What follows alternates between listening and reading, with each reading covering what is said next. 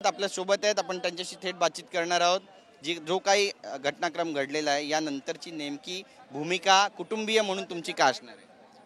आम्ही न्यायाच्या भूमिकेत आहोत, तसेच सर्व समाज न्यायाच्या भूमिकेत आहे।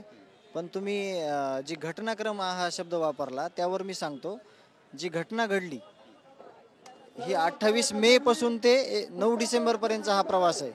याच्यात विविध गुन्हेगारी घडली, पण याचे गुन्हे प्रॉपर जाती त्यावेळेस दाखल नाही केले, म्हणून ह्या खुनापर्यंत हा विषय आला। आणि इथपर्यंत थांबत नव्हता, तर असे कित्येक गुन्हे, कित्येक खून झालेले आहेत। आणि यावर प्रशासनानं गंभीर पाऊल न उचलल्यामुळे किंवा प्रशासनातल्या लोकांचं ह्या गुंडांना अभय असल्यामुळे या घटना घडत गेल्या। नक्कीच, पण आता तुमची मूळ मागणी काय आहे? मूळ मागणी आम्हाला न्याय पाहिजे। आम्ही न्यायाच्या भूमिकेत आहोत, आम्हाला न्याय पाहिजे। नक्कीच, विराज आणि वैभवी सुद्धा या ठिकाणी पोहोचलेले आहेत आणि आपण त्यांच्याशी सुद्धा बातचीत करणार आहोत। जो काही घटनाक्रम घडला त्यानंतर तुम्ही आज मोर्चामध्ये सहभागी होतात, ताई काय भावना आहे तुमची? भावना हीच आहे की आम्हाला लवकरात लवकर न्याय मिळाला पाहिजे आणि जे कोणी आरोपी असतील त्यांना कठोरात कठोर कारवाई झालीच पाहिजे। पोलीस योग्य तपास करतायत असं वाटतं?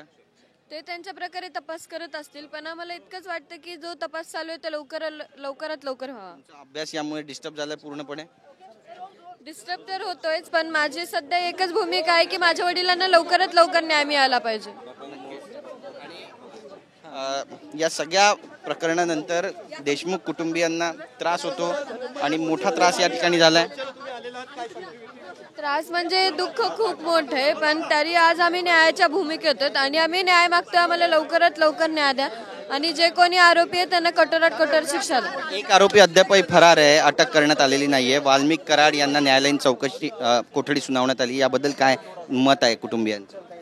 म्हणजे पोलीस प्रशासनाकडे विनंती आहे की जे कोणी आरोपी अद्यापही फरार आहे त्याला लवकरात लवकर ताब्यात घ्या आणि त्यांना मदत करणारे जे कोणी असतील त्यांना कठोरात कठोर कारवाई करा। आज मोर्चा काढावा लागतोय तुमच्या न्याय हक्काच्या मागणीसाठी, काय म्हणाल समाज बांधवांना आणि इतरांना काय सांगाल नेत्यांना?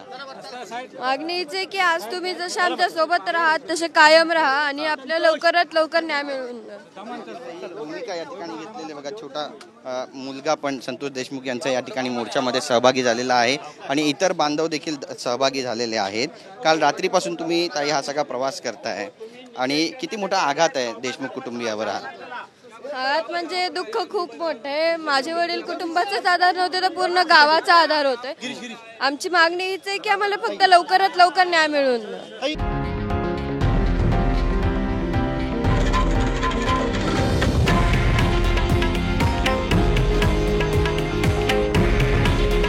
हे आहे देशातील नंबर 1 न्यूज नेटवर्क आणि आपण पाहत आहात TV9 मराठी।